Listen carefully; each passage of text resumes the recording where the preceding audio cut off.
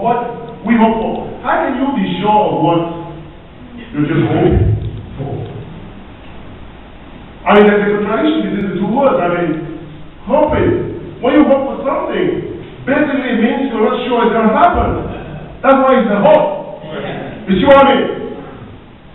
And the moment when you say, I hope to get married, you're just thinking, well, I just hope to get married. It might not happen, you know. I just believe it's going to probably happen someday.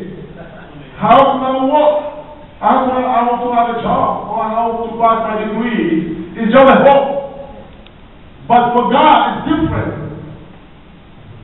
Hope is certainty for God. You're going to be sure of what you hope for so that you can please God. And you're going to be able to be certain of what you're going to see. Well, I'm hoping to get married, but I don't see that soon now. But I am sure and certain the Lord is getting her ready for me. That's faith. Amen. I'm going to be a strong leader tomorrow. I'm going to conquer nations for Christ. Yes, today I'm a little bit weak, you know, I have some flaws in my character, but I'm certain the Lord is going to use me to make that happen. Amen. I was speaking faith there. You know that it's going to happen. Not because you're awesome, because God is perfect. And whatever He says, He has the power to accomplish. Amen? Amen. So women of faith endure real problems. In 1 Samuel chapter 5, we saw in verse 1, verse 5, she had a real problem, Anna. What was her problem? She was married. And then she had a rival. And then, even though just the fact of being married to a man who has another wife, it's going to be a problem.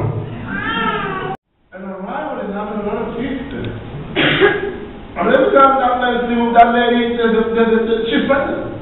But with Adam, nothing was happening years after years. Well, I'm not a lady, but I can feel. And I have a real life experience story because, just like a coincidence, I grew up in a house with an auntie that adopted me because her womb was closed. She couldn't have a baby. And then her husband was so desperate, he wanted to have a baby so badly that he said, oh, I'm sorry, I got married to you because I was hoping to have a baby. So I was children with you. So I just have to go and get another wife. And he did.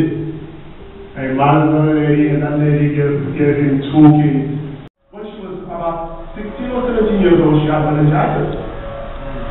And she lose of, she couldn't speak anymore, she couldn't hear anymore. And now she's giving a baby, I'm her baby, but she can't take care of me. So my auntie was kind enough to adopt me. So I grew up in a polygamous house.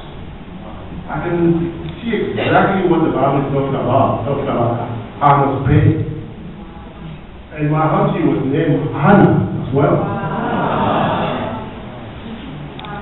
And I grew up in a house with a lot of strife and troubles and fighting, and she was trying to get her husband's attention, but he was focused on the other lady, and the other lady was mocking her, insulting her every time, and she was the favorite of the husband, and my auntie would be in the room with me crying, and I kept asking my aunt every time, Auntie, I know, this man in the house is not my dad. You know what he told me? Every time that man would tell me, I'm not your father.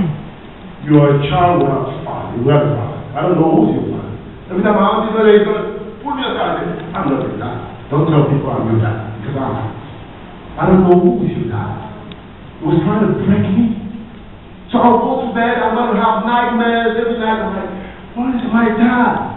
It's traumatizing for a child not to know who is the dad. Wow. And then I kept asking my aunt, who's my dad? She was like feeling bad about that question. Why are you asking that, son? I'm your mom. That should be enough. But she couldn't understand. Which one of the parents? And then when I was 19 years old, I was like, okay, that's it. I was at that house. I told my auntie, you've been so kind with me. I cannot stay here anymore. This man is killing me. I'm going to go back to the village to be there with my mom. But I'm not going to stay here. But I'm going to go look for my dad. I did my own researches and inquiries, and I got an address, and then I went. And I was searching for my dad, and that day my heart was beating so like, oh. I'm going to see that man for the first time. Who is that man? Do I look like him? You know? Because I used to really, I used to have a lot of friends. Their fathers are going to come to school to pick them, but nobody's going to come to pick me. That was the only gift that I was going to see from my dad.